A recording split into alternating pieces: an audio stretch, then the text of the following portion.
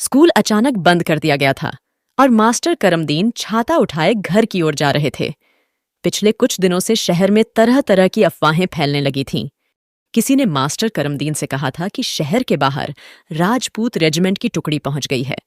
अब की बार रामनवमी के जुलूस में झांकी वाली गाड़ी में ही बर्छे और तलवारें भरी रहेंगी और कस्बे में बिना लाइसेंस के 40 पिस्तौल पहुंच गए हैं और हिंदुओं के मोहल्ले में मोर्चेबंदियां तेजी से खड़ी की जा रही हैं और 5-5 घरों के पीछे एक एक बंदूक का इंतजाम किया गया है।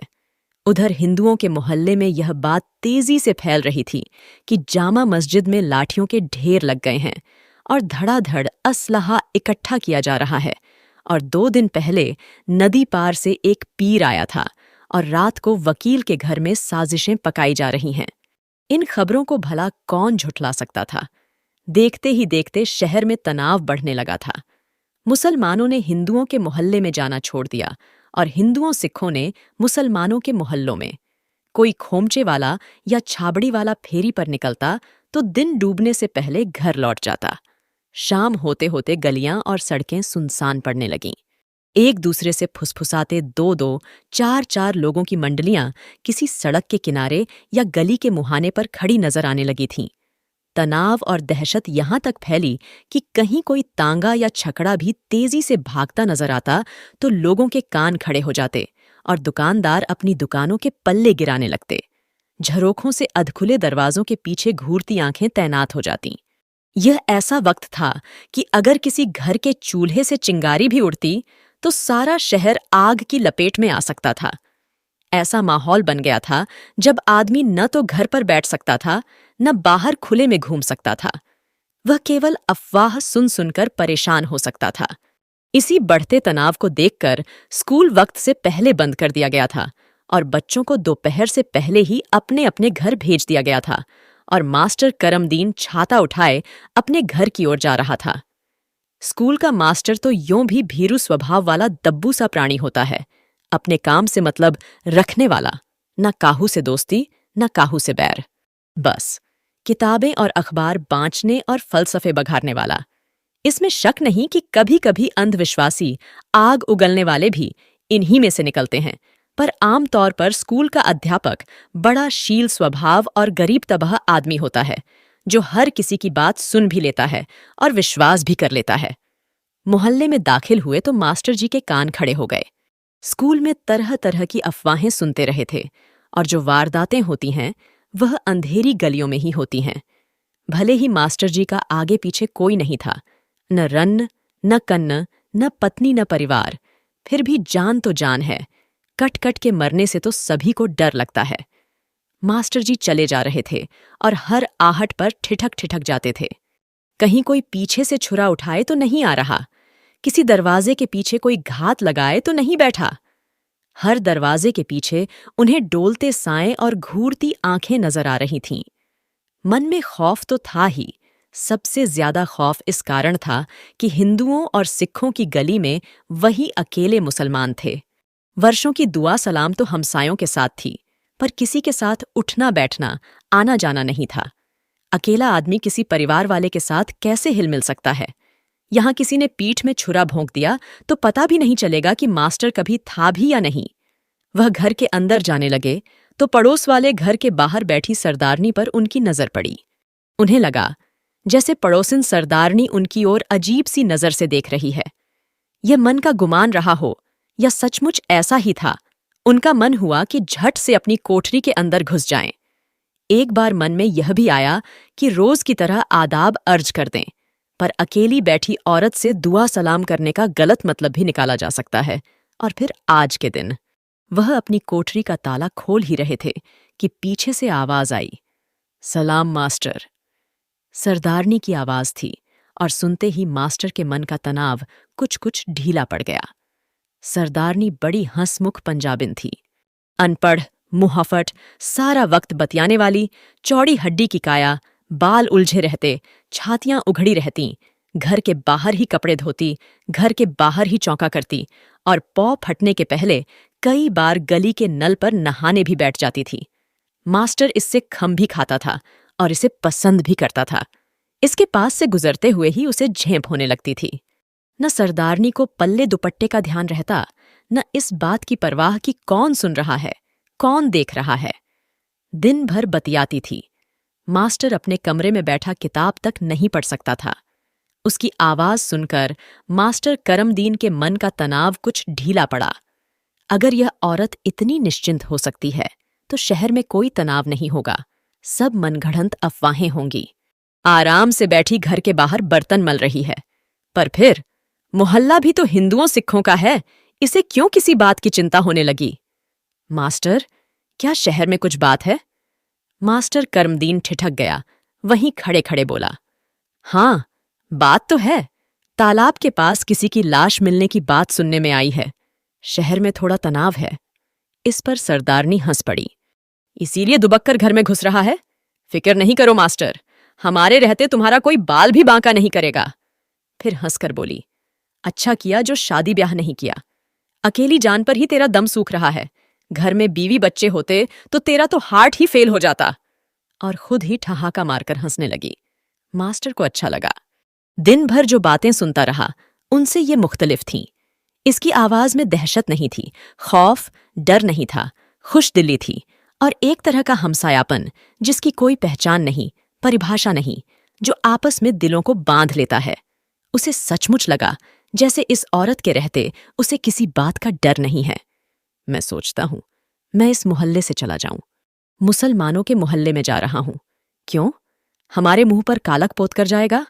अब कहाँ है, फिर यह बात मुंह पर नहीं लाना। मास्टर को यह भी अच्छा लगा, इसमें अपनापन था। उसकी डांट भरी तिरस्कारपूर्ण आवाज में भी आत्मीयता थी। फसाद भड़क उठा तो मैं कहीं नहीं जा पाऊंगा। ठीक होता अभी निकल जाऊं।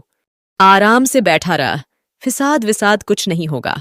अगर हुआ तो मैं सरदार जी से कहूंगी, तुम्हें मुसलमानों के मोहल्ले में छोड़ आएंगे।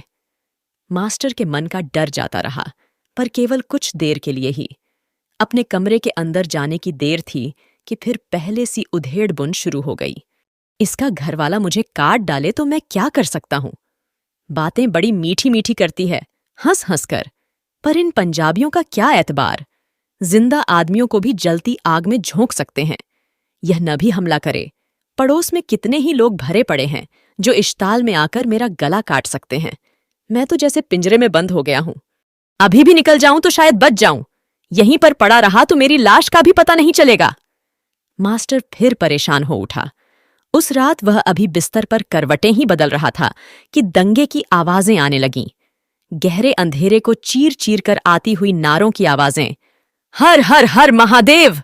और दूर, बहुत दूर, शायद मस्जिद शरीफ के पास से, अल्लाह ओ अकबर की आवाजें।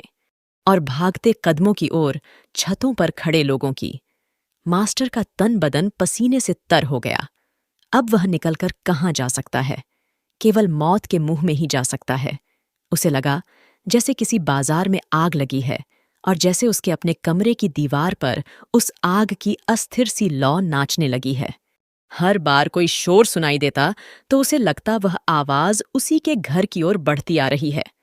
रात भर त्रास और घृणा में भागते कदमों और चिंघाड़ते दानवों की आवाजें उसके कानों में पड़ती रहीं। मास्टर ने रात बैठकर काटी। उसे डर था कि अभी किसी कुल्हाड़ी का वार उसके दरवाजे पर पड़ेगा और उसका काम तमाम कर दिया जाएगा। कल शाम उस पंजाबिन की बातों में आ गया, वरना निकल जाता तो बच जाता। आखिर किसी जंतु जैसी अंधियारी रात का हांफना बंद हुआ और प्रभात का झुटपुटा खिड़की रोशनदान में से झांकने लगा। तब कहीं मास्टर को झपकी आई और बैठे बैठे ही बिस्तर पर लुढ़क गया। पर कुछ ही देर बाद वह हड़बड़ाकर जागा। नींद की झोंक में उसे लगा था जैसे मोहल्ले के कुछ लोग चलते हुए उसके घर के सामने से गुजरे हैं और एक ने कहा है, यहां रहता है एक मुसला। जवाब में किसी ने कहा है, नोट कर लो, और फिर आगे बढ़कर दरवाजा तोड़ नन्ने लगा। मास्टर हड़बड़ाकर उठ बैठा। सचमुच कोई दरवाजा पीट रहा था। जागने पर पहले तो उसकी समझ में कुछ नहीं आया। उसने सोचा, ग्वाला दूध लाया होगा, पर वह तो कभी कभी सांकल खटखटाता है, इस तरह किवाड़ तो नहीं पीटता। तभी बाहर से आवाज आई, ओ मास्टर, ओ मास्टर, खोल दरवाजा। सरदारनी की आवाज थी। मास्टर इस वक्त तक इतनी यातना भोग चुका था कि उसका मस्तिष्क जड़ हो चुका था। चेतना का कहीं कोई स्फुरण शेष नहीं रह गया था। यह आवाज दोस्त की भी हो सकती थी, खून के प्यासे दुश्मन की भी। खोल दरवाजा मास्टर, निकल बाहर। मास्टर ने अल्लाह का नाम लिया और दरवाजा खोल दिया। सामने सचमुच सरदारनी पड़ोसिन खड़ी थी और उसके हाथ में चमचमाती कटार थी। लंबे चमचमाते फल वाली कटार जिस पर से अभी लाल लाल खून नहीं छू रहा था। मास्टर को काटो तो खून नहीं। उसका चेहरा पीला पड़ गया और माथे पर ठंडे पसीने की परत आ गई। क्या हुक्म है बहिन? उसने धीमी सी आवाज में कहा। निकल आओ बाहर। मास्टर को यकीन नहीं हुआ कि यह वही औरत थी जो कल शाम हंस हंस कर बातें कर रही थी और अपने कमरे में आराम से पड़े रहने का आश्वासन दे रही थी। जिंदगी में वही लोग सबसे ज्यादा धोखा दे जाते हैं जिन पर इंसान सबसे ज्यादा विश्वास करता है। मास्टर अपने 2 कपड़ों में ही नंगे पांव बाहर निकल आया। चलो मेरे साथ। मास्टर चुप रहा। कहाँ चलूं इसके साथ? शायद किसी दीवार के पीछे दीवार की ओट में मुर्गी काटते हैं या बकरा जबह करते हैं। चलो मेरे साथ, उसने कहा और मुड़ पड़ी। मास्टर नंगे पांव उसके पीछे हो लिया। अनजाने में ही उसके हाथ पीठ पीछे बंध गए, जैसे सूली पर चढ़ाए जाने वाले लोगों के बंध जाते हैं। सरदारनी चौड़ी काठ की थी। उसकी सलवार के चौड़े चौड़े पांचे जमीन पर सदा घिसटते रहते थे और इस समय भी घिसट रहे थे। बालों की लटें कंधों पर झूल रही थीं। 30 और 40 के बीच की रही होगी सरदारनी। उसने कुछ नहीं बताया कि वह कहाँ जा रही है। मास्टर ने नहीं पूछा कि वह उसे कहाँ ले जा रही है। नंगे पांव वह उसके पीछे चलता जा रहा था। ढीलम ढालम औरत सड़क के बीचों बीच चलती हुई मोहल्ले के बाहर पहुंच गई। तभी सहसा सामने उसे गली के सिरे पर डोलते साए नजर आए। कुछ आदमी मुश्कें बांधे, हाथों में बर्छे और लाठियां उठाए खड़े थे। मेरा वक्त आ गया है, मास्टर ने मन ही मन कहा और उसके मन में स्थिरता सी आ गई। अब कुछ नहीं हो सकता। मैं धोखा खा गया हूं। अब कुछ नहीं हो सकता। मुझे पनाह की जरूरत थी। यह मुझे घर के बाहर घसीट लाई है। अब कुछ नहीं हो सकता। मास्टर के जहन में ये शब्द बार बार कौंध रहे थे और उसके शरीर में बहता खून पानी में बदल रहा था। पांव बार बार लड़खड़ा रहे थे। आदमियों की गांठ आगे को सरक आई थी। मुश्कों के पीछे आंखों की जोड़ियां, हाथों में बर्छे। उन्होंने मास्टर की दाढ़ी से ही अपना शिकार पहचान लिया था और आगे बढ़ाए थे। सरदारनी खड़ी हो गई। अपनी कटार अपने सामने करके ऊंची आवाज में बोली, यह गुरु गोविंद सिंह की तलवार है। तुम्हें जान प्यारी है तो सामने से हट जाओ, सरदारनी ने ललकार कर कहा था। उसकी पीठ पीछे खड़ा मास्टर पहले तो समझ नहीं पाया, फिर स्तब्ध सा खड़ा रह गया। मुश्कें बांधे आदमियों का टोला दुनवार चट्टान की तरह सामने खड़ा था। मास्टर को मानो मालूम हुआ जैसे वह निर्णायक क्षण आ पहुंचा है, वही निर्णायक क्षण जब जीवन की गति थम जाती है और सारा संसार चित्रवत नजर आने लगता है। शताब्दियों लंबा क्षण, ऐसा क्षण जब सब कुछ सपने जैसा लगने लगता है। पर यह सपना नहीं था, जीवन का दारुण सत्य था। सरदारनी चिल्ला रही थी, आगे से हट जाओ, यह गुरु महाराज की तलवार है। दोस्तों, ऐसे और भी इंटरेस्टिंग कहानियों के लिए मेरे चैनल को सब्सक्राइब करना मत भूलिएगा। तो आइए अब आगे सुनते हैं। आदमियों की गांठ में से पीछे से आवाज आई, यह मुसल्ला तेरा क्या लगता है? इसे कहाँ ले जा रही है? पर मास्टर ने देखा, जैसे किसी दीवार में सहसा दरार पड़ जाए, ऊपर से नीचे तक, वैसे ही बर्छे भाले वालों की चट्टान बीच में से फट गई। काले काले से जैसे 2 टुकड़े हो गए और बीच में से रास्ता खुल गया। दूसरे क्षण सरदारनी अपनी उस छोटी सी कटार को अपने सामने उठाए हुए पहले की ही तरह आगे बढ़ रही थी। उसके बाद मास्टर को कुछ मालूम नहीं रहा कि वे कहाँ गए, किस गली में घुसे, किस किस रास्ते से आगे बढ़ने लगे। उनकी टांगों में ताकत आ गई थी और सिर अपने आप झुक गया था और सरदारनी के पीछे वह चुपचाप आगे बढ़ता जा रहा था। वे जिस गली में घुसे वह गली लंबी थी, हवा में संशय था और दिन का उजाला न होकर प्रभात का झुटपुटा था। पर मास्टर के सीने में उसका धड़कता दिल मानो बल्लियों उछल रहा था। गली पार करके वे फिर सड़क पर आ गए थे और सड़क पर से फिर किसी गली में पहुंच गए थे। गली कहीं टेढ़ी हो गई, कहीं पर मुड़ गई थी। अगर यह औरत मेरे सीने में अपनी कटार घोंप दे तो मुझे मंजूर होगा, मैं इसे एहसान मानकर कबूल कर लूंगा, मास्टर मन ही मन कह रहा था। मुसलमानों के मोहल्ले तक पहुंचना आसान नहीं था। बीच में कितने ही और मोहल्ले पड़ते थे, कितनी ही गलियां, कितने ही टेढ़े मेढ़े रास्ते, और हर मुहाने पर, सड़क के हर नाके पर बरछे भाले उठाए हुए शिकारी रास्ता रोक लेते थे। और एक नहीं, 3 जगह पर सरदारनी घिर गई थी। एक घर पर से तो किसी ने पत्थर भी फेंका था। कई बार माँ बहन की गालियां और भयानक धमकियां भी सुनने को मिली थीं। पर गुरु महाराज की कटार, जो वास्तव में लंबे फल वाले चाकू से ज्यादा नहीं थी, वह सचमुच उस सरदारनी के हाथ में निहत्थों की रक्षा करने वाली, असहाय लोगों का त्राण, अन्याय के विरुद्ध सहस्रों बरछों भालों को काट गिराने की क्षमता रखने वाली कटार, जैसे वह चलेगी तो उसमें से बिजलियां फूटेंगी और आतताइयों के हाथ से उनके बरछे भाले गिर पड़ेंगे। देवियां और क्या होती होंगी? मास्टर सोच रहा था। यह गुरु महाराज की तलवार है, किसी आतताई को नहीं छोड़ेगी। हट जाओ सामने से, जिसे जान प्यारी है। मास्टर मुसलमानों के मोहल्ले में पहुंच चुका था जब सरदारनी का दमकता हुआ चेहरा मास्टर को देखने को मिला। गंभीर कठोर, जैसे चट्टान में से तराशा गया हो। जाओ मास्टर, उसने कहा, और उन्हीं कदमों अपने मोहल्ले की ओर लौट पड़ी। फसाद की आग धू धू करके बहुत दिनों तक जलती रही।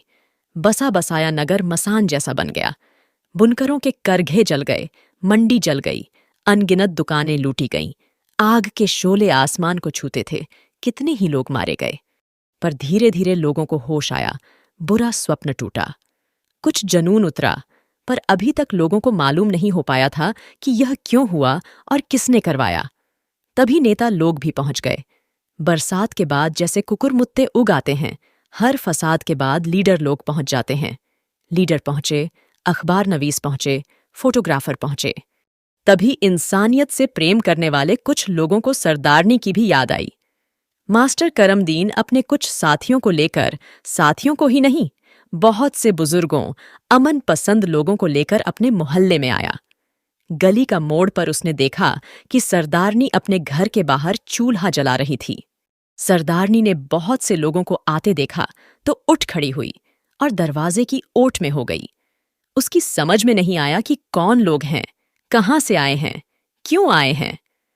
मास्टर करमदीन भीड़ में पीछे कहीं खड़ा था, पर उम्र रसीदा लोगों की मंडली उसके घर के सामने आकर रुक गई थी। सरदारनी के कारनामे को सुनकर उसके सामने प्रशंसा के 2 शब्द, अपने हृदय के उद्गार व्यक्त करने चले आए थे। पर सरदारनी दरवाजे की ओट से बाहर नहीं आई। वहीं खड़े खड़े बोली, हमारे सरदार जी घर में नहीं हैं। मिलना है तो हमारे सरदार जी से मिलो, वह शाम को आएंगे, काम पर गए हैं। यह कहानी यहीं खत्म होती है। और हाँ, अगर आप कोई अपने पसंद की कहानी सुनना चाहते हैं तो कमेंट में जरूर बताइए, मैं कोशिश करूंगी। और प्लीज लाइक और सब्सक्राइब करना मत भूलिएगा।